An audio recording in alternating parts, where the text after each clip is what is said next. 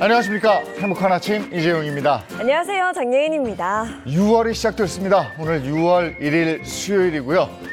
지방선거 있고 또 국회의원 보궐선거 있고 이렇습니다. 소중한 한 표 오늘 6시까지니까 꼭 행사하시기 바랍니다. 네, 그럼 가장 먼저 오늘 날씨부터 짚어보도록 하겠습니다. 허유원 기상캐스터 나와주시죠. 네, 안녕하세요. 허유원입니다. 6월의 첫날이자 지방선거일인 오늘 전국적으로 맑은 하늘 나타나겠는데요. 날도 화창한 만큼 더 많은 분들이 투표장으로 발걸음을 옮기셨으면 좋겠습니다. 네, 오늘 날씨 전해주시죠. 네, 앞서 말씀드린 것처럼 오늘 전국이 대체로 맑겠는데요. 하지만 볕이 강하기 때문에 자외선이 높게 나타나겠고 덩달아 기온도 크게 오르겠습니다. 오늘 전국 많은 곳에 한낮 기온이 30도 안팎까지 오르면서 초여름만큼 덥겠습니다. 혹시 점심시간에 투표하러 가신다면 모자나 양산을 챙기셔서 강한 햇볕을 막아주시는 것도 좋겠습니다. 오늘 전국이 구름 많다가 오후부터 맑아지겠습니다. 오전까지 경기 북부와 영서 북부에는 빗방울이 떨어지겠습니다. 건조한 날씨 속에 산불 사고가 잇따르고 있어서 걱정입니다. 현재 밀양을 비롯한 영남, 강원과 충북의 많은 곳에 건조특보가 내려져 있는데요. 오늘 강원 영동은 바람도 강한 만큼 불씨 관리를 철저히 해주셔야겠습니다. 지금 서울은 17.4도로 어제보다 높게 출발하고 있습니다. 한낮에 서울은 28도, 대전 31도, 대구는 32도로 어제보다 2도 정도 높겠습니다. 당분간 별다른 비 소식은 들어있지 않고요. 또 한낮 동안 30도 안팎의 고온 현상은 계속되겠습니다. 날이 건조하기 때문에 불이 쉽게 붙고 또 빠르게 번지기 쉬운 상황이니까요. 산 근처에서 화기 사용은 절대 피해 주시기 바랍니다. 지금까지 날씨 전해드렸습니다.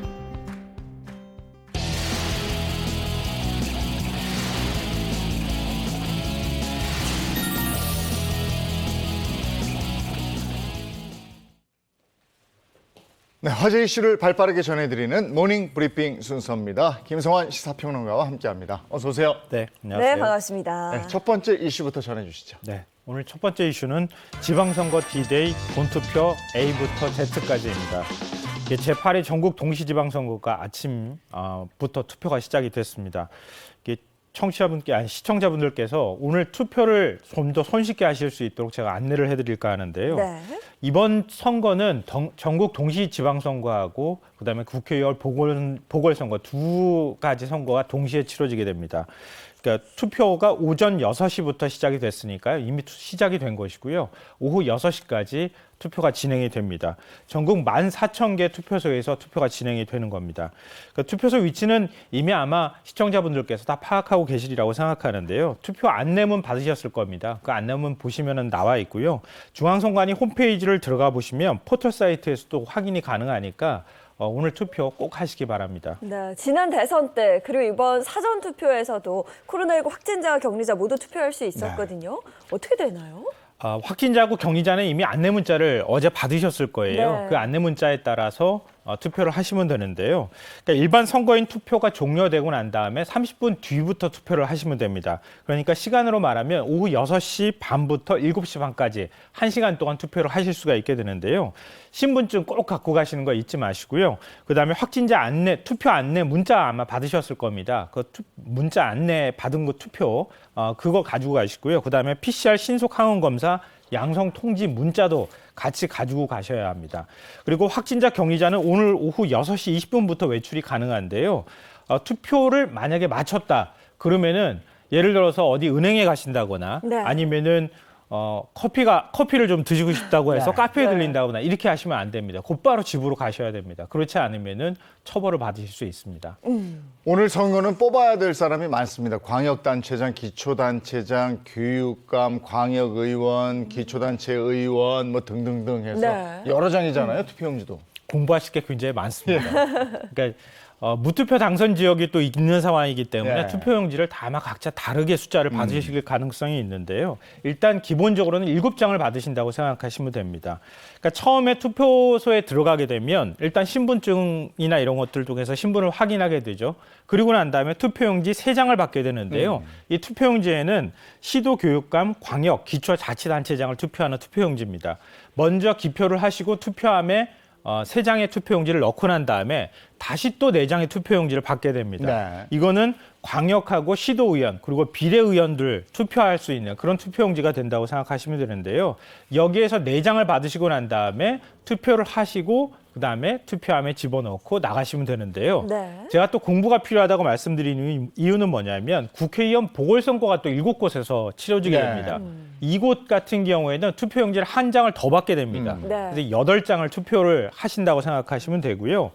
또 제주하고 세종특별자치 시도가 있습니다. 네. 이곳의 경우에는 굳이 광역자치단체장 외에 기초자치단체장 투표를 할 필요가 없잖아요. 그러니까 투표용지가 세종의 경우에는 총 4장이 되고요. 제주는 5장을 받으신다고 생각하시면 됩니다. 네. 네, 그렇군요. 투표에 앞서서 저희가 유의해야 할 점이 있을까요? 누구를 찍어야 할지 아직도 모르겠다 이렇게 생각하시는 분들이 있으실 것 같아요. 잘 모르는 분들 많아요. 맞아요. 네. 공부해야 돼요. 네. 어. 그러니까 지방자치단체장 투표를 하게 될 경우에는요, 네. 보통 줄 투표를 많이 한다고 하죠. 1번 쭉 찍거나 2번 쭉 찍거나 이렇게 하시는데요. 그런 경우에도 후보자를 고르지 못하는 선거가 있습니다. 이게 네. 뭐냐면은 교육감 선거의 경우에는 기호가 없어요. 정당 표시도 없고요. 예. 이런 경우에는 어떤 교육감을 찍어야 될지 모르겠다고 하시는 분들이 굉장히 많이 있거든요. 그러니까 그런 분들의 경우에는 이미 가정으로 공보가 다 배달이 됐기 때문에 공보 안에 각 후보자가 어떤 공약을 내세웠는지 꼼꼼히 미리 좀 공부를 하고 가셔야 투표가 가능합니다. 그러니까 지역 일꾼을 뽑는 선거잖아요. 네. 그런 선거인 만큼 열심히 공부하셔야 지역민들의 삶이 달라진다 이렇게 생각하시고 공부를 열심히 하셨으면 좋겠습니다. 아니 정말 한 표 한 표가 중요하거든요. 그런데 이게 워낙에 7장, 8장을 뽑다 보니까 네. 야, 난 도대체 누가 누군지를 모르겠어. 이러고 내가 잘못 뽑을 수도 있으니까 포기할래. 이러는 분들도 계시거든요. 맞아요. 근데 포기하지 마시고 지금 말씀해 주신 것처럼 꼼꼼히 한번 살펴보시고 이 인물이 적합하겠다. 이렇게 판단하신 후에 한 표를 행사하십시오. 그 한 표에 의해서 당락이 결정된 사례도 있잖아요. 과거에 굉장히 많은데요. 네. 2008년 지방선거에서 고성 군수가 단 한 표 차이로 당락이 갈리는 경우도 있었고요. 또 2012년 고양 덕양 갑 선거의 총선이었었는데요. 그때 정의당 심상정 후보와 새누리당 손범기 후보가 170표 차로 당락이 갈렸습니다. 그러니까 고양시 인구가 한 97만 명 정도가 되니까요. 170표 차는 굉장히 적은 표차라고 볼 수 있고요. 그다음에 2018년 지방선거 평창 군수선거에서는 민주당 한왕기 후보와 자유한국당 심재국 후보가 단 24표 차로 당락이 갈렸습니다. 근데 굉장히 흥미로운 부분은요. 심재국 후보가 전임 군수였거든요. 그리고 그 다음에 한왕기 후보가 현직 군수고요. 네. 두 사람이 또 만났습니다. 어허. 또 만나서 이번에 또 투표를 해야 되는 상황이 네. 됐는데요. 이번에는 과연 몇 표 차로 당락이 갈릴지 지켜보시면 어떨까 싶은데요. 제가 단 한 표 차이로 후보가 그 당락이 갈린다고 말씀드렸으니까 시청자 분들께서도 꼭 투표를 하셔서 어떤 사람이 뭐 당선될지는 아무도 알 수는 없는 상황이니까요. 한 표의 가치가 그렇게 소중하다는 거 아셨으면 좋겠습니다. 이번 사전 투표율이 20.62%로 역대 지선 투표율 중 최고치를 네. 기록했습니다. 보니까 점차 투표율이 높아지고 있더라고요. 이번 최종 투표율 어느 정도로 예상하십니까? 이거 투표율 예측하는 게 제일 힘든데요. 네. 2018년 지방선거가 60.2%였어요, 투표율이. 네. 근데 이 사전 투표율이 높았다고 해서 꼭 본 투표율까지 다 같이 올라간다고 보기는 조금 어려운 상황이 된 것 같아요. 왜냐하면 투표율이 사흘로 늘어나는 효과가 있기 때문에요. 저는 50%대 후반을 좀 보고 있는데. 네. 굉장히 중요합니다. 우리 지역의 일꾼을 뽑아주셔야 되는 거고 특히나 우리 아이들의 미래가 달려있어요. 교육감 선거 굉장히 중요하거든요. 근데 교육감은 누가 나왔어? 이러는 분들도 있는데 확실히 점검하시고 소중한 한 표 행사하시기 바랍니다. 두 번째 이슈 들어갑니다. 네. 두 번째 이슈는 밀양 산불 3단계 발령, 강풍 진화 난항입니다. 오, 네. 아마 어제 많은 분들이 걱정하셨을 것 같은데요. 어제 오전 경남 밀양에서 산불이 발생했습니다. 산림청은 불이 난 지 2시간 만에 산불 국가위기경보 심각 단계와 산불 대응 3단계를 발령했습니다. 소방당국, 경남도, 밀양시 진화 인력 한 1,600명이 투입이 돼서 또 진화를 불을 껐고요. 그다음에 헬기가 42대가 동원이 됐지만 밤 사이에 산불을 진화하겠다는 입장을 밝히긴 했는데 결국 진화하지 못했고 지금 불이 난 지 20시간이 넘은 상황이지만 주불은 아직 잡지 못하고 있는 상황입니다. 네, 지역 주민들은 얼마나 놀랐을까요? 어떻게 잘 대피했는지 그게 가장 중요할 것 같아요. 어제 대피한 주민분하고 제가 직접 통화도 했는데요. 네.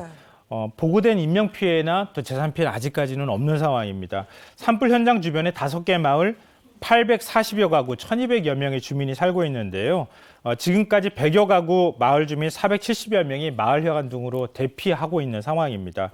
또 밀양 구치소가 주변에 있는데요. 구치소 수감자 390여 명의 경우에는 대구 교도소로 이감 조치가 됐습니다.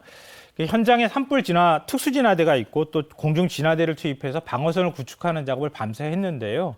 그러니까 바람의 방향이 다행히 마을 쪽으로 불질 않아서 네. 밤새 마을 쪽에 피해는 없었다고 하는데요. 네. 수시로 바람의 방향이 지금 바뀌고 있는 상황이거든요. 그렇기 때문에 마을 피해가 없다고 단정하기는 좀 어렵습니다. 그래서 오늘 이 하루 동안 산불 진화에 좀 총력을 기울여서 산불을 좀 껐으면 좋겠습니다. 네. 불이 난 이유는 밝혀졌습니까? 아직까지 산불 원인을 밝히지 못하고 있는 상황입니다. 이 남성현 산림청장의 말에 따르면 우리나라의 경우에는 자연 발화는 거의 없고 대부분 부주의로 인한 인위적 산불이 원인이라고 보면 된다 이렇게 밝히고 있거든요. 근데 자연 발화 가능성도 지금 아직까지는 배제할 수는 없는 상황이다라고 생각하시면 될 것 같아요. 근데 최근 대형 산불이 굉장히 자주 발생하고 있잖아요. 네. 그러니까 기후 온난화 위기 때문이다. 뭐 이렇게 또 얘기가 되고 있는데요. 밀양 지역의 경우에는 뭐 전국 다른 지역도 마찬가지지만 가뭄이 굉장히 심했다고 합니다. 그래서 농사를 지을 만한 물도 조금 부족한 상황이었다고 할 정도로 그렇게 가말라 있는 상태에서 또 불까지 발생하니까 또 강풍까지 어제 많이 불었잖아요. 네. 그래서 산불이 급속히 확산하는 그런 모습들을 보였습니다. 네, 현재까지 피해는 어느 정도인가요? 오늘 오전 5시 기준으로 말씀드리면 300헥타르 정도가 지금 피해를 본 것으로 추정이 되고 있습니다. 그러니까 진화율은 현재까지 40%로 기록되고 있습니다. 네. 네. 오늘 투표하고 산에 가는 분들 많을 텐데 더 좀 관리를 잘 하셔야 될 것 그럼요. 네. 같고요. 자, 세 번째 이슈 가겠습니다. 다음 이슈는 고교 급식에 개구리 사체 등장입니다. 이건 진짜. 네. 서울 강서구에 위치한 한 고등학교 점심 급식 열무김치에서 네. 몸통 일부가 잘린 개구리 사체가 발견이 돼서 지금 논란이 일고 있습니다. 학교 측은 김치 배식을 중단하고 전량 폐기에 나섰지만 지금 여러 학교들이 같은 업체에서 김치를 공급받고 있다고 해요. 그래서 논란이 아마 계속될 수밖에 없는 상황인 것 같습니다. 네, 정말 끔찍한데 네. 이에 대해서 학교 측의 입장은 어때요? 학교 측이 어제 입장을 냈는데요. 해당 열무김치는 납품업체에서 식재료를 다 가공해서 완성품 형태로 납품을 받은 곳이었다고 합니다. 그래서 본교 급식실에서 납품을 받아서 그대로 배식을 하던 중에 발생한 사고였다 이렇게 설명을 하고 있습니다. 그러니까 그 업체하고 계약을 곧바로 파기를 했다고 하고요. 차후 입찰에서도 업체를 배제하겠다는 입장을 밝혔습니다. 또 업체는 또 잘못을 인정한 상황이기도 한데요. 네. 이번 이슈가 발생한 학교와 같은 재단 소속의 중학교 한 곳하고 고등학교 2곳도 김치를 납품받았기 때문에 이 한 곳만 문제가 아니라 여러 곳의 학교에서 지금 같이 문제가 될 수 있는 그런 가능성도 있는 상황입니다. 이 정도 상황이면 교육청에서도 나설 것 같은데요. 그렇죠. 당연히 교육청에서 나설 수밖에 없는데요. 일단 학교 측이 강서구 위생관리과하고 서울시 교육청에 신고를 했다고 합니다. 교육청 관계자가 언론과 인터뷰를 한 거 보면은요, 산하 기관인 학교보건진흥원하고 한국농수산식품공사와 함께 납품업체를 조사하고 강서 양천교육지원청과 함께 학교 특별점검에 나설 예정이라고 합니다. 그리고 서울시 교육청은 납품업체와 학교를 대상으로 김치 공급 과정에서 절차상 하자가 있는지 이 부분에 대해서도 조사를 하겠다고 밝혔는데요. 학교 측 과실 여부도 지금 좀 확인이 필요한 상황입니다. 왜냐하면 만약에 그 납품을 했던 업체가 과거에도 유사한 사례를 사례로 납품에 문제가 발생한 경우가 있을 수가 있거든요. 그리고 불공정 계약 문제도 있을 수 있기 때문에 학교도 주요 의무를 소홀히 한 것 아닌지 이 부분에 대해서 좀 조사가 필요할 것 같습니다. 일단 교육청은 학교의 이물질 검출 사실을 좀 다른 학교에도 좀 알리고요. 급식 위생 관리에 주의할 것을 좀 당부하고 있는 상황입니다. 네. 그 어렸을 때 노래로 많이 불렀잖아요. 뭐 개구리 반. 기억나시죠? 그거야? 근데 즐기는 거였는데 그러니까요. 이거를, 예. 이거는 말이 안 되죠. 현실에서 있을 수 없는 일입니다. 네, 맞습니다. 근데 이게 과거에도 비슷한 사례가 있었기 때문에 더 많은 분들이 아마 좀 놀라고 있는 상황인데요. 개구리 사체가 이 급식에서 나온 게 이번이 처음은 아닙니다. 지난 2016년 전주의 한 고등학교 급식 잡곡밥에서 개구리 사체가 나온 적이 있었고요. 네. 2011년 수원의 한 중학교 열무김치에도 개구리 사체가 나와서 당시에도 논란이 됐던 적이 있었습니다. 그러니까 이번 사태를 해결하는 방법이 뭐 여러 가지 길이 있을 수 있겠지만 제조업체의 위생 상태를 점검하는 것도 있을 수 있겠지만 완성된 형태로 납품을 받았다 하더라도 학교에서 급식하기 전에 정말 납품받은 식품이라든가 이런 것들이 문제가 있는지 없는지 좀 점검을 하는 과정도 좀 필요하지 않을까 그렇게 생각합니다. 네. 네. 오늘 모닝 브리핑은 여기까지 하겠습니다. 김성환 시사평론가와 함께했습니다. 고맙습니다. 네. 고맙습니다.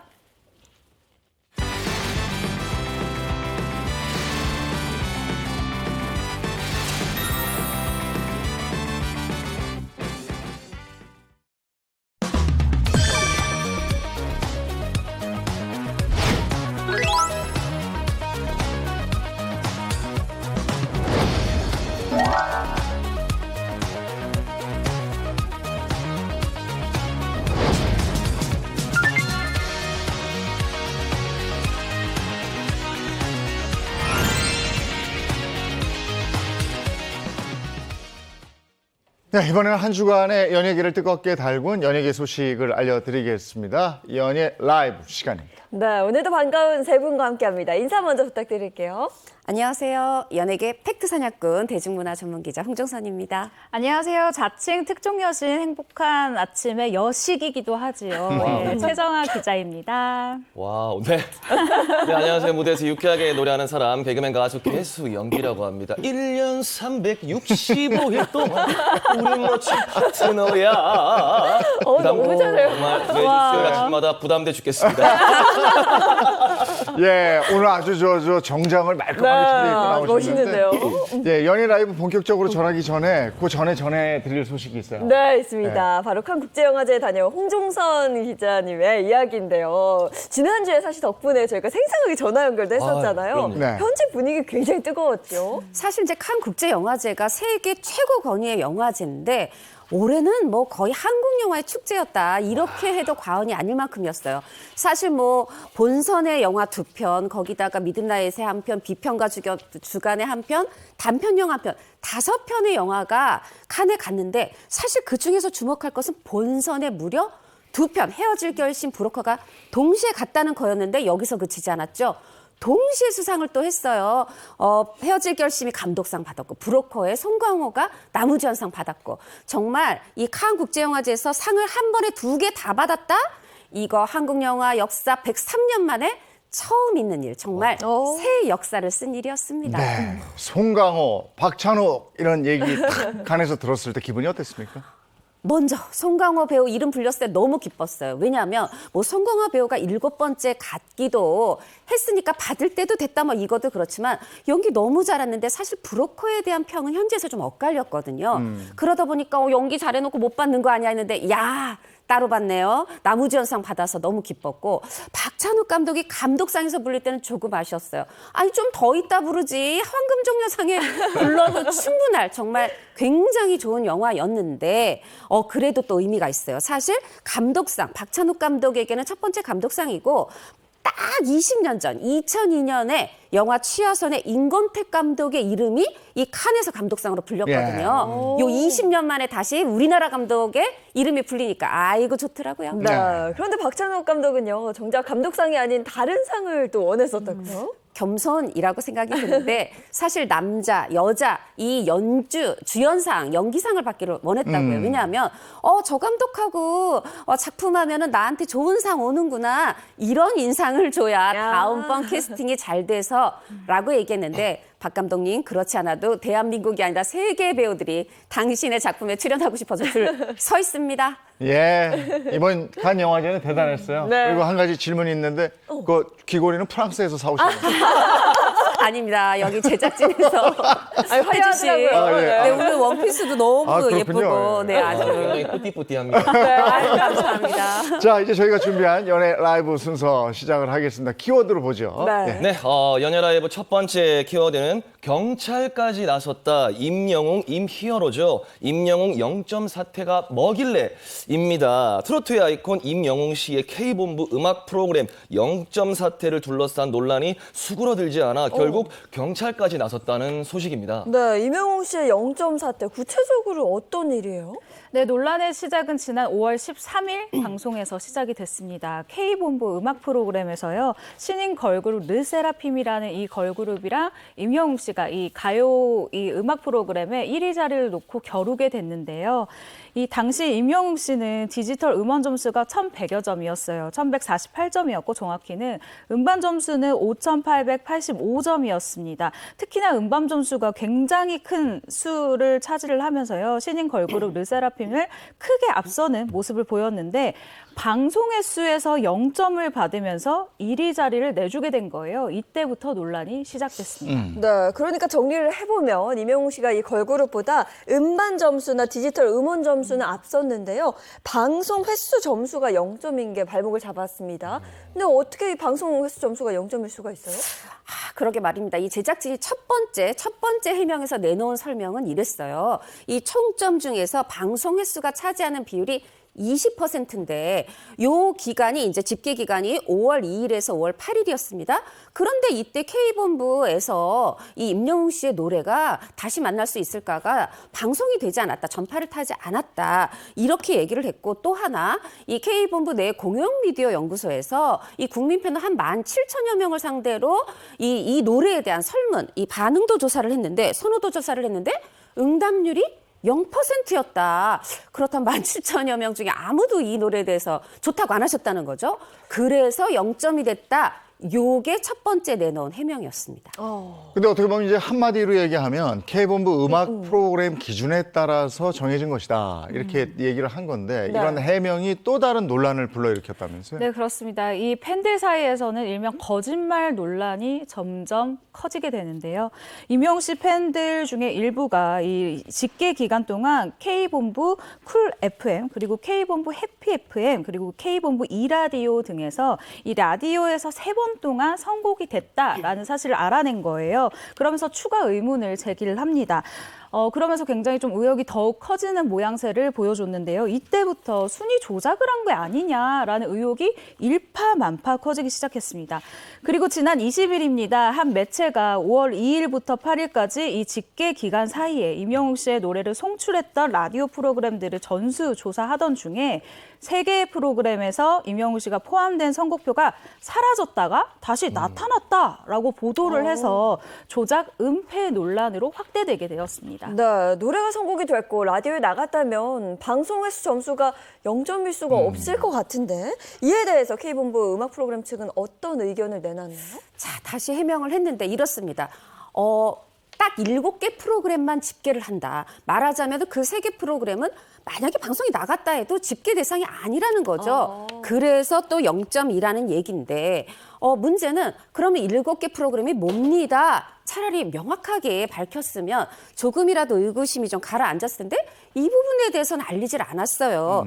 그러다 보니까 이제 또 이 팬분들은 논란이 이걸 잠재워지지가 않는 거죠. 네. 근데 똑같은 K본부 라디오인데 프로그램에 따라서 뭐 점수가 있기도 하고 없기도 하다 뭐 이런 것로 들리고 네. 또 하나는 임영웅 씨를 제치고 1등을 차지한 그 걸그룹의 점수 뭐 저 라디오 출연 뭐 네네. 무슨 점수? 네네. 그럼 몇 점이에요? 일단 이 신인 걸그룹 르세라핌 같은 경우에는 방송 출연을 정말 많이 하긴 했어요. 틀면 나온다라는 생각이 들 정도였는데요. 방송 점수가 그래서 5,348점이었습니다. 굉장히 높은 점수였죠. 당시 임영웅 씨의 노래 다시 만날 수 있을까와 이 걸그룹의 노래 피어리스의 총점이요. 7,035점 대 7,881점입니다. 차이가 한 800표 정도가 나는 거죠. 총점으로 치면은. 네. 그런데 즉 여기서 방송 횟수가 결국 1위를 가르게 됐다라고 봐야 할 것 같습니다. 그러니까 조금 보태 말씀드리면 방송 횟수 더하기 전에는 이 걸그룹은 총점이 2,000점대인 거죠.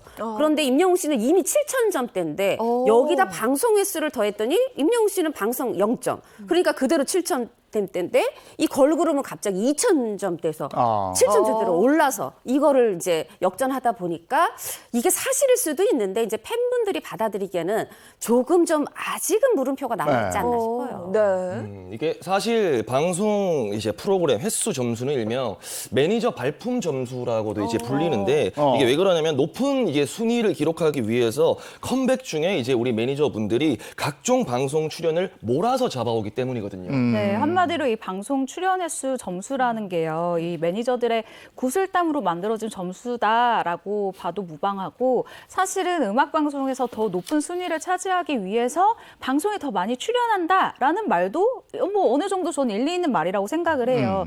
그리고 이 관계자들한테 물어보니까 내가 일단 활동을 시작해서 음원 프로그램에 내가 순위를 뭐 어느 정도 들어가겠다라고 마음을 먹으면 일단 차곡차곡 다져서 한 3,000점부터는 내가 시작한다라는 생각으로 출연 점수를 3,000점부터 시작한다라는 생각으로 활동을 한다고 하더라고요. 근데 여기서 살짝 이게 제가 뭐 K본부 편을 드는 게 아니라 살짝 그 억울한 지점은 있을 것 같아요. 어떤 지점이냐면요. 이게 다 소속사가 그러면 일을 안 잡은 탓이냐. 소속사에서 그러면은 우리 임영웅을 방송에 출연 안 시켜서 방송 출연 접수가 낮은 것이냐라고 생각하시는 분들도 있을 수 있는데요. 제가 이 사건 때문에 굉장히 많은 방송국의 PD님들이랑 또 인터뷰를 했었어요. 근데 이 PD님들이 하시는 얘기가 이거였습니다. 우리도 출연시키고 싶다. 꼭 임영웅 씨뿐만이 아니라 인기 있는 트로트 가수들을 출연을 시켜야 우리도 시청률이 높아지니까 우리도 시청률을 위해서 굉장히 부르면, 그러니까 모시면 좋은데 이분들이 이전에 한 2년 동안 활동을 굉장히 열심히 했잖아요. 네. 방송 출연을 너무너무 많이 해서 다들 지금은 조금은 방송을 쉬고 싶습니다라는 의사를 전달해온 소속사가 굉장히 많다라는 거예요. 그래서 팬분들의 이 분노가, 물론 이 수사는 수사대로 잘 이뤄져야 되겠지만 방송 출연 횟수에 대한 부분은 조금 더 생각이 필요한 부분이다라는 이런 생각을 하게 됐습니다. 네. 그럼 저는 궁금한 게 그 가수들은 뮤직비디오를 찍고 방송 말미에 나오기도 하잖아요. 뮤직비디오는 방송 횟수에 포함이 안 되는 거예요? 됩니다. 되는데 사실 또 여러분들 기억을 하실 거예요. 임영웅 씨가 이 뮤직비디오 찍으러 프랑스 갔었죠. 거기서 뭐 실시간 방송도 하고 했는데 이거를 이제 편집해서 그러니까 방송사에다가 전달을 해야 이게 다른 프로그램, 순위 프로그램 아니어도 다른 프로그램 말미에 나오는데 이게 이 집계 기간인 5월 2일에서 8일 되려면 5월 2일 전에 전달이 됐어야 되는데 요때는 아직 전달이 되기 전이었다는 거죠. 네. 그래서 뮤직비디오 점수도 또 0점이고 최 기자 말한 것처럼 실제로 그때 당시에 TV 출연, 라디오 빼고 실제 TV 출연 자체는 없었어요. 왜냐하면 아시지만 임영웅 씨가 또 전국 투어 중이잖아요. 그러다 보니까 TV 출연이 없기도 했습니다. 네. 지금 이게 경찰 수사가 진행 중이라고 그러는데 경찰 수사는 어디까지 왔습니까? 지금 한 누리꾼이 지금 보도가 있었지 않느냐, 뭐냐면은 아까 저희가 말씀드렸던 기록 어떤 3번의 그 선거표가 나왔다가 사라진 요거 좀 조작 의혹 아니냐 요런 보도도 있었고 또 뭔가 이 방송사의 해명에 오점도 있다라는 보도도 있으니 이거를 철저히 수사해 주십시오 하고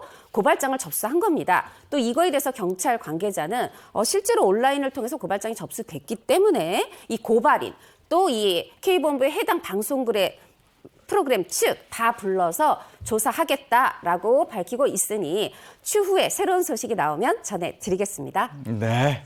자, 두 번째 연예 키워드 볼까요? 네, 두 번째 연예 이제 키워드는 사생활 논란에 휩싸인 배우 강지환, 서예지의 근황은입니다. 네, 성범죄와 가스라이팅 등 사생활 논란으로 연예계를 떠들썩하게 만들었던 배우 강지환 씨와 서예지 씨 두 사람의 후폭풍은 현재도 진행형이라는 소식입니다. 네, 먼저 강지환 씨의 근황부터 좀 살펴보겠습니다. 당시 강지환 씨의 사생활 논란, 성추문 사건 있었는데 그 파장이 정말 대단했었습니다. 제가 얼마 전에 기사를 하나 봤더니요, 강지환 씨가 그 항소심에서 져서 53억 원 정도를 물어줘야 되게 생겼다, 뭐 이런 거 봤거든요. 맞습니다. 이제 그 얘기를 차차 드리고 이 사건의 발단은 2019년 7월 9일로 올라가죠. 그때 강지환 씨가 이제 방송 스태프 7명을 본인의 경기도 광주 집에 불러서 회식 어떤 형태의 자리를 만든 겁니다. 그런데 이제 그 다음 날 아침 일정을 같이 해야 되는 2명이 남게 됐고 5명은 떠났어요. 그런데 그 2명 여성분이었죠. 이 중강간 및 추행한 혐의로 현장에서 체포가 됐고 이런 사실이 알려지면서 많은 분들이 놀랐고 또 강지환 씨는 사생활 논란에 휩싸이게 됐었죠. 문제는 당시 강지환 씨가 이 출연 중인 드라마가 있었다라는 점인데요. 정말 유례없는 사생활 논란으로 성범죄자 낙인이 찍힌 이 강지환 씨로 인해서 주인공으로 모시고 있던 드라마 입장에서는 정말 큰일 나게 생긴 겁니다. 결국 배우 교체를 하게 됐고요. 또 그 회차가 굉장히 대폭 축소가 됐어요. 이로 인해서 당연히 재촬영이 들어갔고 광고와 PPL 등 이 금전 관련된 부분도 전면 재수정이 들어갈 수밖에 없었는데요. 이에 드라마 제작사가 가만히 있을 수 없죠. 강지환 씨와 당시 강지환 씨 소속사를 상대로 부당이익금 반환 소송을 제기를 했고요. 원고 일부 승소를 통해서 강지환 씨가 드라마 제작사 측에 53억 4천만 원을 지급하고 이 가운데 6억 1천만 원 정도는 옛 소속사와 함께 배상을 해라라는 판결이 나왔습니다. 네. 그런데 강지환 씨는 이 판결에 불복해서 항소했죠. 항소를 했는데 반전이 없었어요. 말하자면 강지환 씨의 그 손을 재판부가 들어주지 않은 건데 오히려 증액이 됐어요. 뭐냐면 새로운 대체 배우를 섭외하느라고 증액된 출연료의 일부분 그중에 일부분 4천만 원을 오히려 강지환 씨가 더 내라 했고 또 소속사도 항소심으로 더 좋지 않은 상황이 됐습니다. 1심에서는 소속사는 6억 1천만 원만 강지환과 함께 공동 부담해라 했는데 아니다. 53억 4천만 원을 전체를 공동 부담하라고 판결이 바뀌었어요. 왜 그랬냐 하면 이 계약 조항에 만약에 드라마 촬영 중에 강지환 씨가 소속사를 옮기더라도 이 드라마에 대한 법적 의무는 이 현재 소속사가 끝까지 이어간다라는 조항이 있었기 때문에 연대 채무 약정이 이어지고 인정된 겁니다. 네, 이번 재판부의 판결에 대해서 강지환 씨와 또 강지환 씨의 옛 소속사 입장을 밝혔나요? 일단 강지환 씨 소속사는 입장을 밝힌 상태입니다. 6억 1천만 원 우린 낼 수 없다라는 입장인데요. 그 이유는 다음과 같습니다. 출연 계약 기간 동안 드라마 제작사 측에 주인공 강지환의 드라마 촬영과 관련된 매니지먼트 업무를 인수인계해서 연대 배상 의무가 우리는 없다라고 주장을 해온 건데요. 지난 27일입니다. 한 매체를 통해서요. 현재 판결문을 수령하지 못해서 이 사실관계를 확인 중인 상황이다. 하지만 기사로 나온 이 내용은 승복할 수가 우리는 없다라고 전한 상태입니다. 네. 그리고 가스라이팅 논란 이후에 드라마로 복귀한 서예지 씨, 광고주로부터 손해배상 청구 소송을 당했어요? 맞습니다. 서예지 씨가 광고주로부터 이 손해배상 청구 소송을 당했는데 사실 이제 그 여러 가지 이유가 있죠. 지난해 4월 제기됐던 전 연인에 대한 가스라이팅. 사실 이건 또 사생활 부분이기 때문에 이게 법적 처벌은 아니지만 광고주 입장에서는 타격을 입었다 할 수 있고 또 그 뒤에 뭐 학폭이라든가 뭐 학력 문제 이런 것들이 사실 규명은 되지 않았지만 설이 제기가 됐어요. 그런데 이 부분에 대해서 소속사가 사실관계가 다르다, 아니다 해명은 했는데 본인이 나서서 적극적으로 해명하지 않은 거. 이것은 광고주 입장에서 볼 때 이 제품에 대한 이미지에 훼손을 주었다라고 해서 소송을 제기하게 된 것입니다. 네, 그렇다면 광고주 측은 서예지 씨의 사생활 논란으로 인해서 금전적인 피해를 어느 정도나 봤다고 주장하는 거예요? 일단 정확한 피해 금액을 알리지는 않았는데요. 다만 지난해 서예지 씨가 이런 사생활 논란이 불거지면서 특히나 인성 논란으로까지 불거지면서 소비자 불매 운동이 생겼다고 해요. 그래서 이 광고주 측에서는 새로운 모델을 다시 기용해서 광고를 재촬영을 했고 그 과정에서 추가 비용이 나왔다라고 주장하고 있는 상황입니다. 서예지 씨 소속사 입장은 어떤 겁니까? 네, 소속사 측에서는요. 서예지 씨가 받은 여러 가지 의혹들이 있어요. 뭐 학력 위조 논란도 있고 뭐 스텝 갑질 논란도 있고 너무너무 많은데 이런 의혹들이 사실과 달라서 계약 해지 사유가 되지 않고 이에 따라서 손해배상을 다할 의무가 없다라는 입장입니다. 이어서 광고주와 계약 해지 사유와 또 배상 금액에 있어서 상호 간에 이견이 있었다. 그래서 우리가 소송을 하게 됐다라는 건데요. 이어서 다른 6개 광고주들과는 원만한 협의를 해서 계약을 종료하게 됐는데 마치 이 회사랑만 소송을 하게 됐다라는 식의 보도자료를 내기도 했습니다. 네, 양측의 입장이 크게 엇갈리는 만큼 앞으로의 결과를 좀 지켜봐야 될 것 같습니다. 지금까지 연예 라이브였습니다.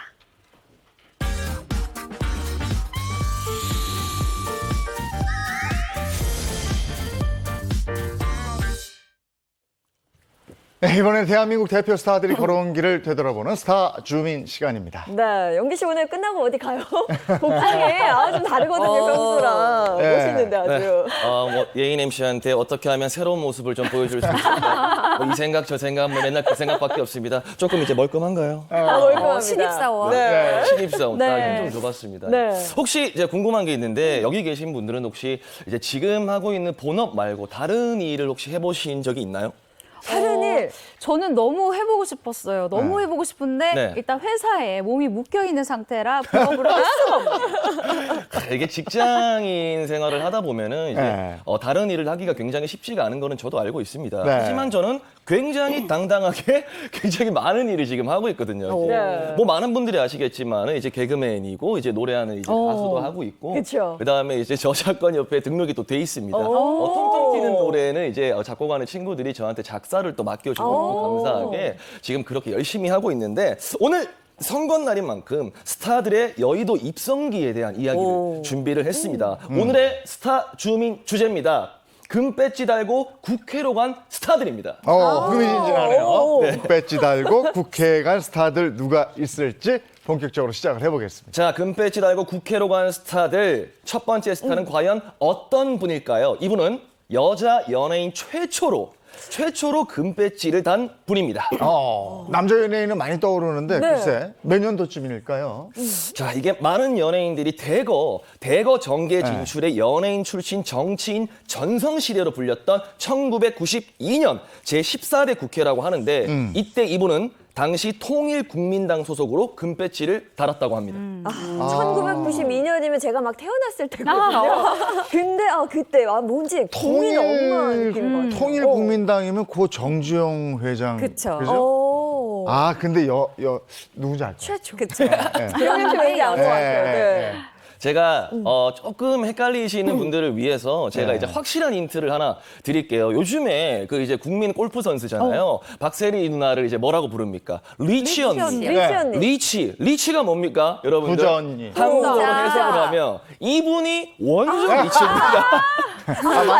맞네. 부자 이분은 리치하니까 알겠네요. 이름 자체가 그냥 리치입니다. 그래서 확실한 힌트를 드렸는데 금배지 달고 국회로 간 첫 번째 스타는 바로 네. 공개하겠습니다. 네, 강부자 씨 아닙니까? 네, 강리치 강부자 우리 씨. 배우님이십니다. 맞아. 강부자 씨가 그렇죠. 금배지를 달았다. 저는 사실 몰랐던 네. 거거든요. 14대. 그러니까 저도 이제 이 조사를 하면서 굉장히 네. 놀랐던 부분인데 우리 강부자 선생님하고 이제 정치는 좀 거리가 멀어 보이거든요. 왜냐하면 이미지 자체가 굉장히 푸근한 우리 엄마, 이제 옆집 동네 아줌마 이런 느낌이라 좀 멀어 버렸는데 그렇다면 여기서 제가 돌발 퀴즈 하나 드리겠습니다. 강부자 씨에게 금배지를 달게 해준 사람은 누구였을까요? 예, 이제 사지선다형으로 준비를 했으니 보기를 잘 들어주시면 감사하겠습니다. 자, 1번 배우 이순재, 2번 네. 배우 최불암, 3번 고 정주영 회장, 4번 이명박 전 대통령. 보기를 드렸습니다. 한번 맞춰보시죠. 이 방금 살짝 얘기가 방금 제가 얘기했어요. 나왔어요. 네. 이 통일국민당이 고 정주영 회장. 너무 빨리 맞췄어요. 그거 아닌가요? 역시 네. 씨가 확실히 이제 지식이 많습니다. 정답은 바로 이제 고 정주영 회장입니다. 예. 네. 근데 평소에 두 분이 어떻게 친분이 있었는가요? 강부자 씨가 이제 정재계 인맥, 아는 친분이 많아서 연예계 마당발로 불리는데 또 정주영 회장도 생전에 이 연예인들과 식사 자리해서 어려움도 듣고 이런 담소를 즐기는 그런 또 자리를 자주 마련했다고 해요. 그렇게 해서 14대 총선 당시에도 두 분에게 인연이 있었고 그게 이제 정치 입문의 계기가 된 거죠. 그런데 두 분의 인연은 진짜 지난 일을 떠올려 보면 깊다 싶어요. 왜냐하면 그 바로 정주영 회장의 장례 때 생각해 보면 그때 장제에서 관위에 강부자 씨가 흙을 직접 덮어주는 장면이 우리가 그때 또 방송을 통해서 확인을 한 적도 있고 또 이 고 정주영 회장의 손자인 이 정대선 씨하고 전 아나운서 노현정 씨 결혼식에도 강부자 씨가 참석을 했었고요. 그러다 보니까 확실하게 지금 우리가 3번 골랐던 것처럼 그 정주영 회장과의 인연으로 금배지를 달게 됩니다. 네, 이렇게 고 정주영 회장의 권유로 정계에 진출하게 됐는데 강부자 씨가 가까스로 금배지를 달게 되었대요. 이건 어떤 얘기인가요? 너무 의외죠. 고 정주영 회장이 이 통일국민당을 창당을 하면서 유명인들을 대거 영입하게 되는데요. 그때입니다. 1992년도였는데요. 정주영 명예회장이 강부자 씨를 통일국민당에 영입을 해서 전국구 후보 8번으로 선거에 나갔는데 당시에 7번까지만 딱 당선이 됐었거든요. 그래서 의원직을 그때는 얻지 못했는데 여기서 반전이 또 일어나게 되는데요. 정주영 회장이 대통령 선거 출마를 위해서 전국구 의원직을 사퇴를 했고 그러면서 자연스럽게 의원직을 강부자 씨에게 승계를 해서 금배지를 달게 됐습니다. 그랬군요. 네. 그럼 강부자 씨의 의정 활동은 어땠습니까? 야, 강부자 씨 본인이 얘기하는 거예요. 제가 좀 고집이 세서 이게 있는 그대로 표현을 하는데 이때도 그랬다. 뭐냐면은 사실 이제 당론과 내 생각이 다를 때가 있잖아요. 그럴 때 당론으로 내가 지금 이제 일어나고 앉고 할 때 앉아 있어야 되는 상황이에요. 근데 탁 일어나면 벌써 다른 분들이 주위에서 또 강연하냐? 앉아! 이랬는데도 꼿꼿이 끝까지 서 있었다. 내가 그래도 거기서도 내가 할 말은 했다. 이런 에피소드를 밝히기도 했죠. 네, 그러면 강부자 씨는 얼마나 금배지를 달았었나요? 네, 강부자 씨는 4년 동안 금배지를 달았고요. 이 정계 활동 은퇴 후에는 곧바로 방송으로 돌아왔습니다. 네. 시간이 꽤 지난 후에 이런 이유에 대해서 이야기를 한 바가 있는데요. 국회의원을 해보니까 이 몇십 년 동안 쌓아온 배우로서의 이 공든탑이 몇 년 안에 무너진 것 같았다. 의원으로서 할 수 있는 것보다 내가 방송에서 주는 힘이 더 큰 것 같아서 방송이 내 길이구나라고 깨닫게 됐다라고 밝혔습니다. 네, 알겠습니다. 자, 금배지 달고 국회로 간 스타들. 두 번째 스타는 누군가요? 네, 금배지 달고 국회로 간 스타들 두 번째 스타는요. 강부자 씨처럼 제14대 국회에서 금배지를 단 스타인데 한번 맞춰보시죠. 과연 어떤 분일까요? 14대? 네, 14대. 더 있는 거죠? 네. 그러니까. 14대 때 제가 생각해보면 네. 강부자 씨도 있었고 또 이 통일국민당 같은 쪽에 또 그 남자 배우 또 최불암 씨도 있었고 네. 또 그때 민자당이죠. 또 그쪽에서는 이순재 씨도 있었고 고인이 되신 이주일 씨도 있었고 진짜 이때는 그러네. 많았습니다. 14대 때. 네, 이분에 대한 힌트를 연기 씨가 좀 줘야 될 것 같아요. 근데 이 정도로 이제 이 중에 한 분인가요? 보기가 나온 거면은 여기서 네. 정답이 없는 것도 더 이상한데 일단 힌트를 한번 줘보겠습니다. 네, 우리 강부자 선생님께서 국민 어머니이셨다면은 이분도 이제 국민 아버지로 기억이 될 것이고 TV를 보시는 시청자 여러분에게는 아마 이 역할을 많이 한 배우로 기억을 할 텐데요. 이분에 대한 힌트 사진으로 준비했습니다. 함께 보시죠. 저 역할을 했다는 거죠? 그렇지. 네. 아마 지금 딱 알겠다 하시는 네. 분들 많으실 것 네. 같아요. 저 역할 많이 하신 분이 계세요. 이승만 대통령 역할이면 네, 네. 제1공화국, 제2공화국 때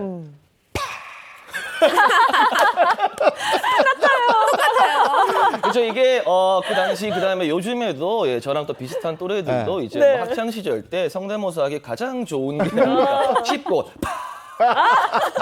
이렇게 웃기만 하면 되는 건데 누군지 대충 감을 잡은 것 같은데 그렇다면 네. 정답 한번 외쳐 볼까요? 정답은요? 하나, 둘, 셋. 최불암 씨.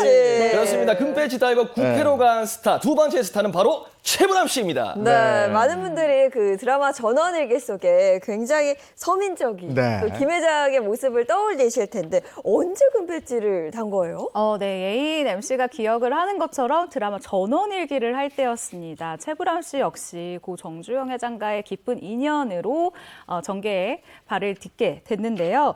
1992년입니다. 아까 말씀드린 것처럼 통일국민당이 창당을 하면서 14대 총선에 전국구 5번으로 입후보를 해서 금배지를 바로 달게 되었습니다. 근데 최불암 씨가 정치권 러브콜을 받은 거는 훨씬 그 전이라면서요? 훨씬 그 전이고 사실은 여러 번 받았다고 그래요. 특히나 드라마 수사반장 전원일기 전에 또 수사반장에서도 우리 이 최불암 씨는 트레이드 마크잖아요. 수사반장이. 그 드라마가 인기를 끌자 그때쯤 최불암 씨 기억에 한 1979년 즈음에 그때 당시에 중앙정보부에서 연락이 왔다. 당신을 청구하는 사람이 많습니다.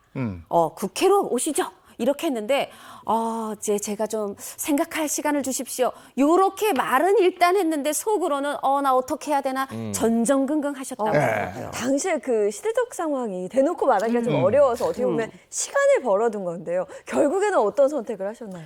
네, 최불암 씨가 전전긍긍을 하면서 막 고민을 하던 그 어느 날 큰 사건이 벌어지게 됩니다. 그게 바로 12.6 사태였는데요. 이때 이후로 이제 있었던 이 러브콜이라고 해야 되나요? 그런 것들이 다 없던 일이 되었었다고 해요. 그 이후에도 사실은 간간히 계속해서 정치하자, 금배지 달자 이런 제의가 간간히 있었는데 계속해서 거절을 했었다고 합니다. 네. 이렇게 정치권의 러브콜을 거절을 했는데 고 정주영 회장의 권유는 이거 거부하지 못했네요. 네, 최불암 씨가 회고를 합니다.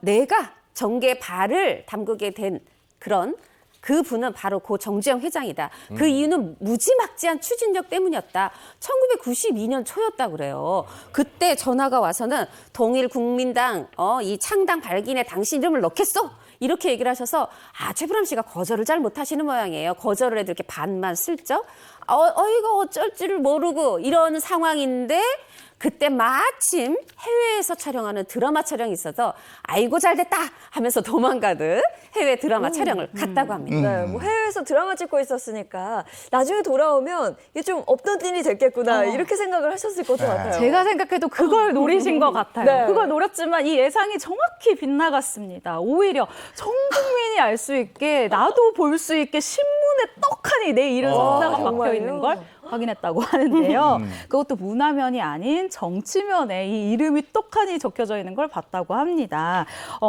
정말 하루아침에 이렇게 정치인이 된 최불암 씨는요. 그냥 정주영 회장을 도와줘야 되겠다. 그냥 내가 몇 번만 자리를 채우면 되겠지라고 생각을 했다고 합니다. 그런데 며칠이 지나니까요. 최불암 씨가 전국구 후보 5번이 되어 있었고 어떻게 시간이 지났는지도 모르게 14대 총선을 치르고 금배지를 달고 있었다고 해요. 훗날 최불암 씨가 이 일에 대해서 이렇게 얘기를 했는데요. 모든 게 다 일사천리 정광석화처럼 이뤄진 일이다.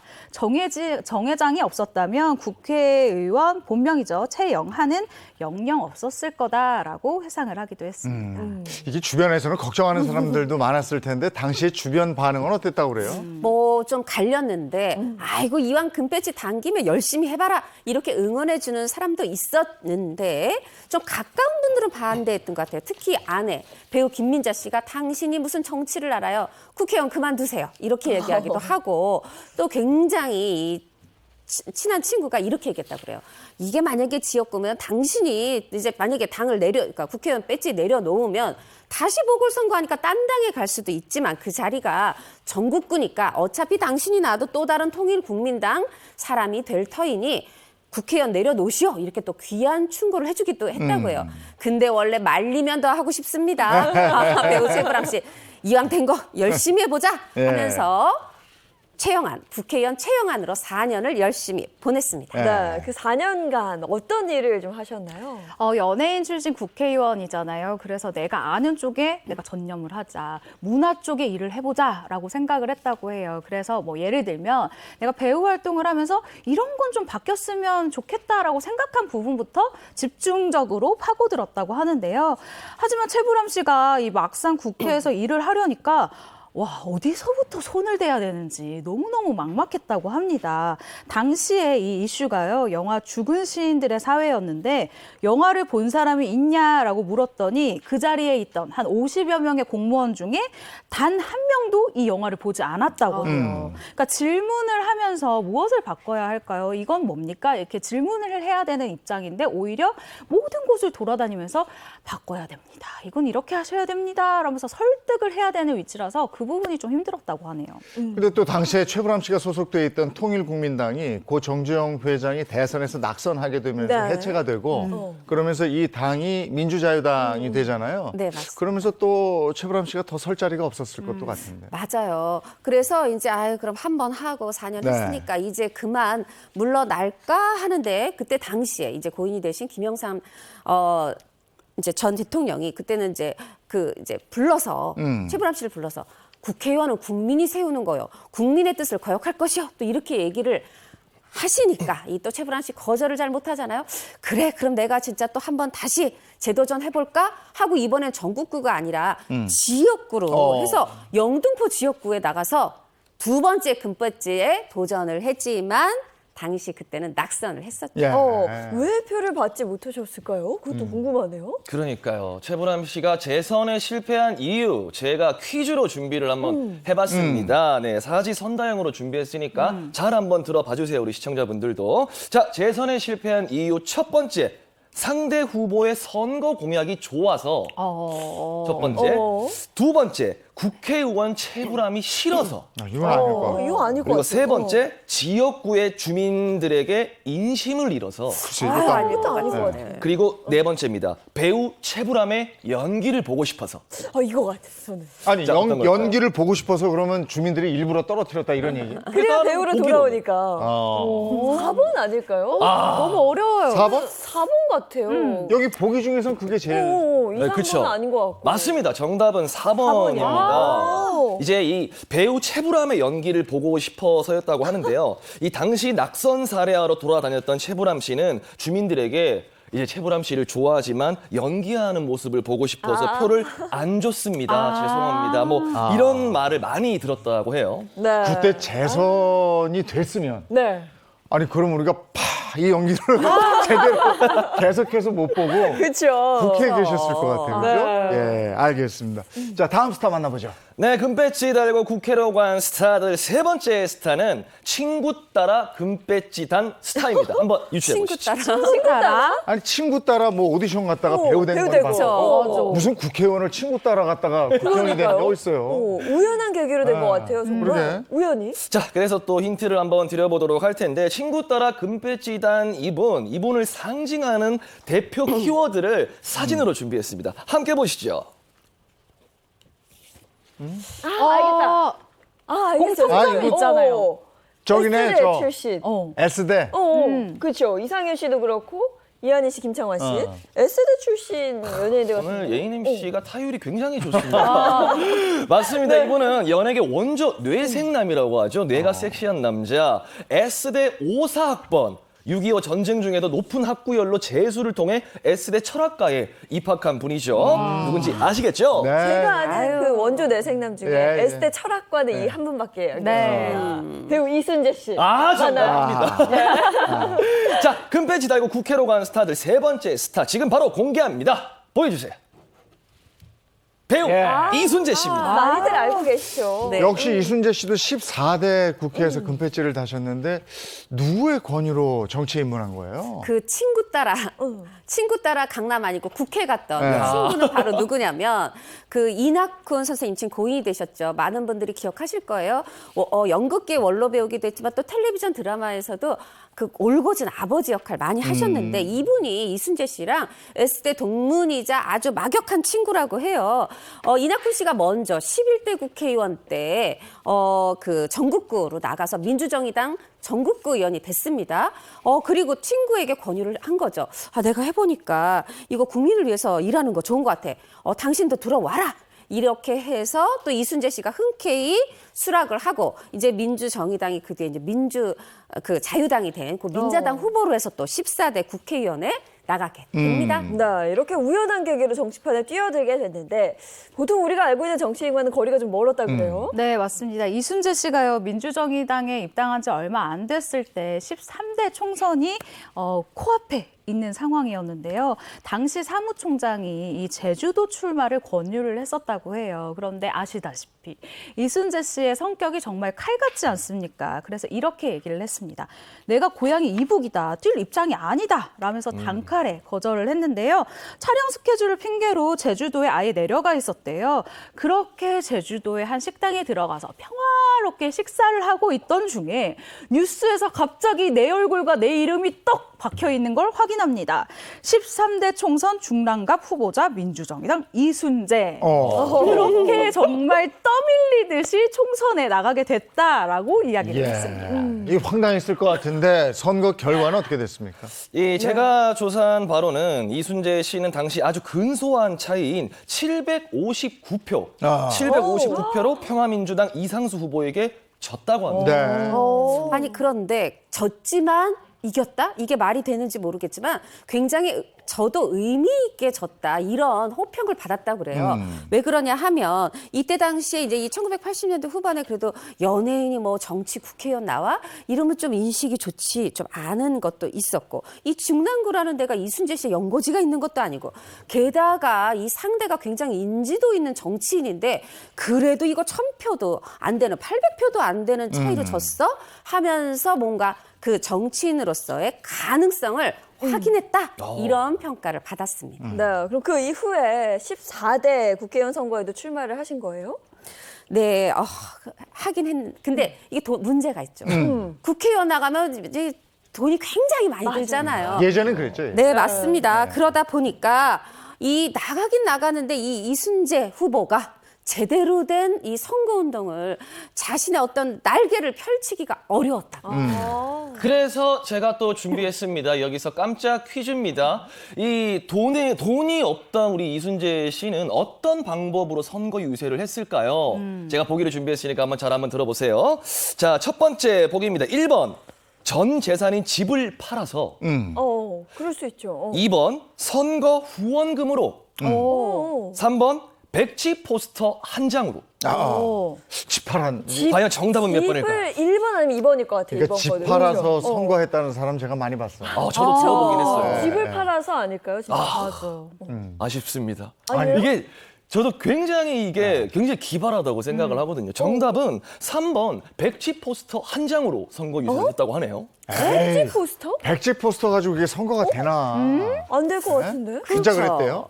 진짜로 그랬습니다. 이순재 씨가 당시에 대해서 또 회고를 하는데 내가 돈은 없고 근데 선거운동을 해야 되겠고 그렇다고 또 사실 그 아내분이 거의 막 옛날에 분식점 하고 이고지고 배달하고 이래서 장만한 아파트거든요. 그거를 또 팔려니까 그거는 못 팔겠고 아내분 보기에도 무서웠을 것 같아요. 뭐는 해야 되겠는데 그래서 오히려 백지에다가 기호 1번 이순재 오히려 나는 이렇게 깨끗하고 아무것도 없지만 맨발로 열심히 뛰겠다 뭐 이런 뜻을 담아서 포스터를 만들었던 거죠. 네, 그 포스터로 인해서 선거에서 대박을 쳤다고 하셨는데 그러면 당선이 된 거죠? 그렇습니다. 이순재 씨가요 14대 총선에서 상대 후보를 이기면서 금배지를 달았는데요.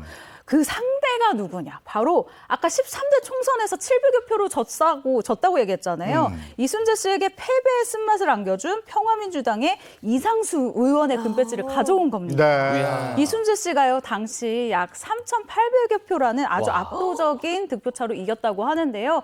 이것이야말로 정말 드라마의 드라마다라고 얘기할 수 있을 것 같아요. 여기서 한번 짚고 넘어가야 될 게 있는데 당시에 이제 당선이 되면서 사랑이 뭐길래의 인기를 등에 업고 당선이 됐다. 뭐 이런 얘기가 있었는데 거기에 대해서 뭐라고 그러시던가요? 이순재 씨 이 얘기 들으시면 화 나셨겠죠. 화 내셨습니다. 네. 뭐냐 하면 아니 지금 유권자의 어떤 수준 이 선거 문화를 제대로 모르고 하는 얘기다. 만약에 정말 드라마 보고 그 속에 대발이 아버지가 좋아가지고 찍은 사람이 있다면 100표도 되지 않을 것이다. 라고 하면서 나 본인은 이 정치인이었을 때나 지금이나 늘 내가 사는 지역에 어떤 발전을 위해서 이익을 담당하면서 사는 사람이다. 이런 소신을 밝히기도 했습니다. 네. 그래서 제가 이제 조사를 조금 해봤는데 실제 이순재 씨가 금배지를 달던 14대 총선과 드라마 사랑이 뭐길래 이 방영 기간이 겹치더라고요. 그죠?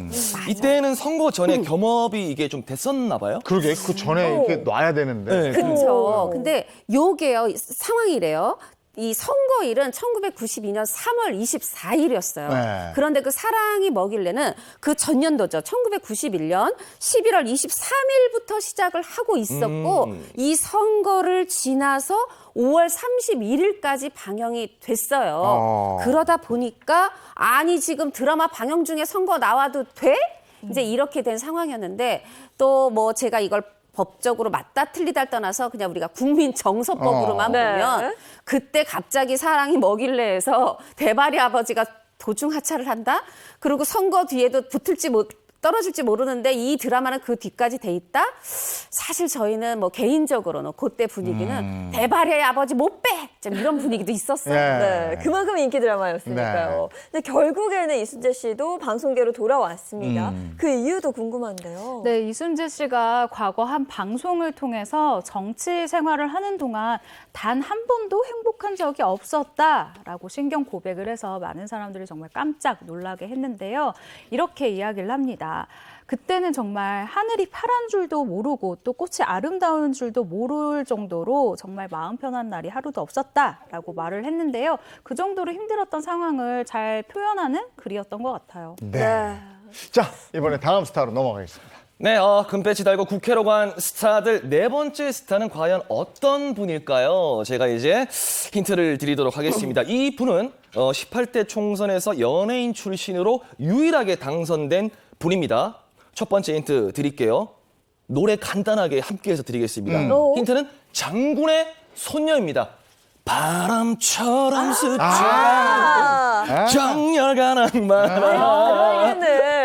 바로 알겠네. 장군의 아들의 딸. 그렇죠, 맞죠. 네. 네, 감 잡으셨죠, 그렇죠? 바로 가죠, 뭐. 두 번째 힌트까지는 안 드려도 될 것 같아요. 그럼 바로 정답을 외쳐보겠습니다. 정답은 배우 김을동 씨입니다. 금배지 달고 국회로 간 네 번째 스타 바로 공개해드렸습니다. 김을동 씨입니다. 네. 아니, 근데 알고 보니까 이게 준비된 정치인이셨다면서요? 예, 맞습니다. 어린 시절입니다. 김을동 씨가요, 아버지 이 김두한 씨의 뜻에 따라서 정치 외교학과에 입학을 하게 되는데요. 이게 얼마나 대단한 것이냐면요. 당시 이 정치 외교학과에 입학을 한, 그러니까 내가 공부를 하겠다라고 밝힌 여학생이 10년 만에 처음이었다고. 오, 근데 드문 일이었네요. 네. 그러면 김을동 씨는 18대 총선에서 처음으로 금배지를 단 거예요?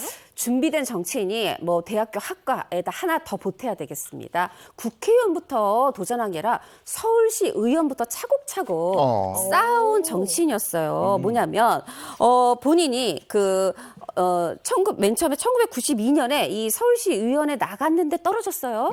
그랬더니 3년 뒤 1995년에 나가서 이 서울시 의원에 드디어 당선이 됩니다. 그리고 국회의원도요. 사실 18대 전국구 되기 전에 16, 17, 15부터다. 15, 16, 17 세 차례나 지역구에 나가서 고배를 마신 끝에 된 거였어요. 그러니까 흔히 말하는 사전오기 뚝심을 가지고 드디어 국회의원이 됐던 겁니다. 준비한 정치인이었네요. 네, 그리고 맞아요. 저 연예인 출신 정치인 중에서 가장 성공한 정치인이라면서요. 그렇죠. 사실 이제 말씀드린 것처럼 18대에서는 전국구였지만 19대 만약 그걸로 끝났으면 또 우리가 평가가 다를 수 있는데 19대에는 지역구에 나가서 드디어 15, 16, 17은 떨어졌었지만 19대에서는 지역구에서 당선됐거든요. 재선에 성공을 했거든요.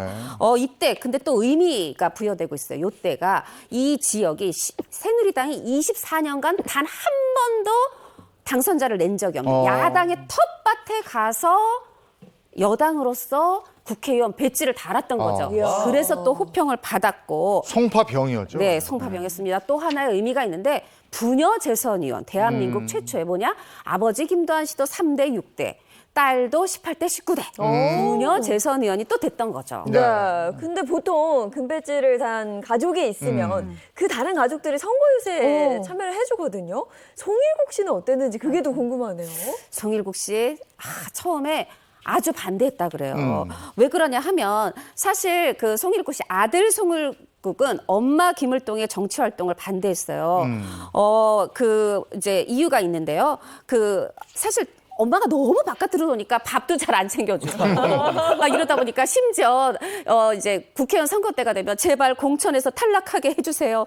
속으로 이렇게 기도를 할 그럴 정도였는데 게다가 또 사실 그 할아버지 김자진 장군 기념사업회를 한다고 엄마가 있는 집까지 다 팔아가지고 가산을 탕진해 가면서 이런 외부 활동을 하다 보니까 그러다 보니까 좀 마음에 그런 좋지 않은 할 수만은 없는 그 마음이 있었다고 하네요. 그런데 송일국 씨는 어쨌든 결국에는 저 선거 유세에 나왔잖아요. 네, 맞습니다. 그 이유가 있었어요. 이 마음을 바꿔먹게 된 이유라고 해야 될 것 같은데 바로 중국에서 김을동 씨의 힘으로 복원된 외증조부의 생각 그리고 공언을 보고 생각이 180도 달라졌다고 합니다. 있습니다. 당시 송일국 씨가 선거 유세에 나가기 직전에 저와 인터뷰를 한 바가 있는데요. 이때 이런 이야기를 한 바가 있어요. 누구도 알아주지 않고 자식들마저 반대했던 일을 정말 수많은 눈물과 열정으로 어머니는 해냈다. 정말로 저는 어머니를 자랑스럽게 생각한다. 35이 되어서야 어머니를 조금 이해할 수 있을 것 같다라고 얘기를 했었습니다. 이후 어머니의 정말 든든한 지원자가 되기도 했었죠. 네, 하지만 당시 송일국 씨의 이런 행보를 두고 찬반 여론이 좀 나뉘어졌다 그래요. 그렇죠. 워낙 또 인기 있는 이제 배우 탤런트다 보니까 너무 나서서 적극적으로 유세 지원해 주는 거 아니냐 이런 얘기가 있었는데 당시에 송일국 씨가 팬클럽 홈페이지에 글을 남겼습니다. 설령 제게 피해가 가더라도 저의 도움을 바라는 어머니의 손길을 뿌리칠 수는 없었다. 이제 자식의 도리를 얘기한 거죠. 그러면서 이제 저한테도 제 꿈이 소중하지만 어머니한테도 어머니의 꿈, 늘 어려서부터 아버지의 대를 이어서 국회의원이 되고 싶었던 그 꿈이 있었던 그걸 보면서 자랐다 하면서 제가 좀 부족했더라도 자식의 도리를 다한 것으로 좀 너그러이 용서해달라 이렇게 글을 올린 바 있습니다. 네. 어머니의 꿈을 위해서 어머니를 도왔다. 예, 아들의 마음이겠죠. 그리고 이제 우여곡절 끝에 금배지를 달았는데 그래 의정 활동을 하면서 제일 힘들었던 건 뭐라고 그럽니까? 너무 인간적인데요. 김을동 씨가 배우 활동을 할 때에는 사람들이 이제 김을동 씨를 보면 우리 악수하자, 우리 포옹하자 이러면서 굉장히 좀 친근한 이런 모습을 보였는데 국회의원이 되고 나서는 내가 지지하는 당과 다르면 김을동 씨랑 악수도 안 하려고 이렇게 째려보고 이런 모습이 조금 사람으로서 인간적으로 굉장히 힘들었었다라고 네. 얘기를 했습니다. 알겠습니다. 김을동 씨 이야기까지 살펴봤고요. 이어서 마지막 스타 누군지 한번 볼까요? 자, 금배지 달고 국회로 간 스타들. 마지막 스타는 제가 정말 좋아하는 가수분이고 뭐 국민 가수라고 해도 과언이 아니죠. 네. 아주 특별한 가족사로도 유명한 분이십니다. 한번 유추해 보시죠. 특별한 가족사면 가족사. 뭐예요? 뭐 출생의 그러니까요. 비밀 뭐 이런 거. 볼까요? 이게 뭐 출생의 비밀이라고까지 말씀드릴 건 없고요. 이제 이분의 아버지가 대처승이라고 합니다. 대처승. 여기서 대처승이란 불교의 남자 승려 중 결혼하여 아내와 가정을 둔 사람을 가리키는 말인데요. 이분도 어린 시절 절에서 자랐다고 합니다. 방금 이야기 들으니까 누군지 알 것 알겠어요. 같아요. 네. 이분이 원조 오빠보다 아닌 언니 부대를 이끌었던 그렇죠. 분이죠. 저도 사실 누군지 알 것 같아요. 네. 이 그래요? 노래가 딱 떠오릅니다. 어떤? 제이 스치는 바람에 저 노래가 저렇게 발랄하게 부르는 거예요? 그대 모습 떠올려. 이거 맞죠? 바로 알겠네요. 원래 좀 약간 구슬픈 거 아닌가? 제이 그래, 난 약간 너를 못 잊어. 나도 이런 분위기인 줄 알았는데. 예. 자, 그렇습니다. 바로 공개하겠습니다. 국회 금배지 달고 국회로 간 스타는 바로 이선희 씨입니다. 예. 이선희 씨. 근데 저는 이선희 씨가 평생 노래만 부르는 줄 알았는데 금배지를 달았다는 사실 몰랐거든요. 이선희 씨가 국회 금배지였나? 그래요? 저는 모르겠어요. 조금 다른데 네. 이 제이에게 바로 그때 M본부 강변가요제 1984년이었어요. 뭐 그 뒤로 뭐 대한민국 탑이었죠. 정말 그렇게 탑 가수로서 인기만 누릴 줄 알았는데 어느 날 20대 후반일 때 서울시 의원의 특허니 당선이 돼가지고 새로이 서울시 의원 뽑았던 1995년이 될 네. 때까지 열심히 또 의정 활동을 한 적이 있어요. 서울시 의원. 그때 그 포스터도 생각나고 지금 나오네요. 생생합니다. 네. 네. 큰 인기 누리면서 또 근데 완성을 이선희 했겠죠? 씨도 원래 정치에 관심이 있었던가요? 이게 있었나요? 이선희 씨가 이제 사실 처음 시의원 제의가 들어왔을 때는 거절을 했었다고 합니다. 그래서 제가 퀴즈를 또 깜짝스럽게 준비를 했는데요. 이선희 씨가 시의원 제안을 수락한 이유는 무엇일까요? 처음에는 거절했다가 수락한 이유가 무엇일까요? 보기가 없습니다. 더 유명해질 수 있으니까. 한번 편하게 말씀해 보시죠. 보기가 없어요. 잘 보기 모르겠네. 없을까 모르겠네. 네, 제가 바로 정답을 말씀해 드릴게요. 이선희 씨가 시의원을 할 수밖에 없었던 이유는 바로 무보수의 봉사직이었기 때문입니다. 그때는 그랬지. 예. 그래요. 평소에 봉사에 좀 관심이 있었나 네. 봐요. 그렇군요. 네, 이선희 씨가 한 방송에 출연을 해서 그 이유를 밝혔는데요. 어린 시절 부모님 없이 자란 친구를 보면서 청소년 문제에 본격적으로 좀 관심을 갖기 시작했다라고 합니다. 그래서 가수가 된 이후에도 사실상 봉사활동을 계속해서 했었는데요. 청소년 지원하는 활동을 주로 많이 했었어요. 이런 이선희 씨의 마음은 2004년 한 인터뷰에서도 드러나는데요. 아무도 믿어주지 않지만 80년대 후반과 90년대 초반에 했던 이 학생 가장 돕기나 일본군 위안부 할머니 돕기 공연의 연장선상에서 나는 시의원을 한 것이다 라고 이 자신의 진심을 밝히기도 했습니다. 네, 근데 또 처음 알게 된 사실인데 자신의 의지와 상관없이 금배지를 달게 된 이선희 씨는 굉장히 좀 힘들었지 않았을까 그런 생각도 듭니다. 네, 맞습니다. 정치를 하면서요. 아까 김울동 씨와 마찬가지로 생애 처음으로 굉장히 따가운 나를 싫어하는 어떤 사람들의 시선을 느꼈다라는 거예요. 굉장히 두려웠다. 내가 이 사회생활을 알게 된 굉장히 값진 시간이었다. 내가 만약 그 시간을 겪지 않았더라면 지금도 꿈만 먹고 사는 19 소녀였을 거다. 인간관계를 맺는 것에 대해서 많이 배웠다라고 그 시간에 대한 소회를 밝히기도 했습니다. 네. 아마 많은 분들이 이선희 씨 시의원 했었구나. 지금 전혀 그죠? 몰랐어요. 잘 네, 몰랐죠. 그죠? 예. 오늘 그런 분들을 뽑는 날이에요. 맞습니다. 국회의원은 보궐선거, 지역에 따라서 국회의원 뽑는 데가 있지만 네. 보궐선거인 거고 오늘은 이런 분들 뽑는 날입니다. 예. 금배지 달고 국회에 간 스타들이라는 주제로 얘기를 나눠봤습니다. 고맙습니다. 고맙습니다. 감사합니다.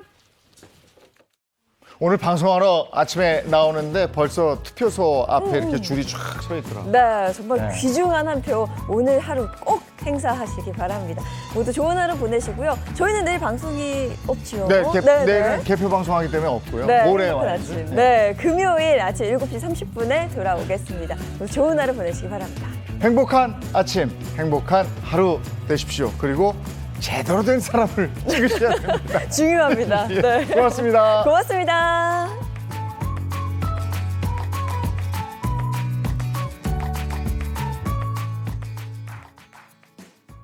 채널 A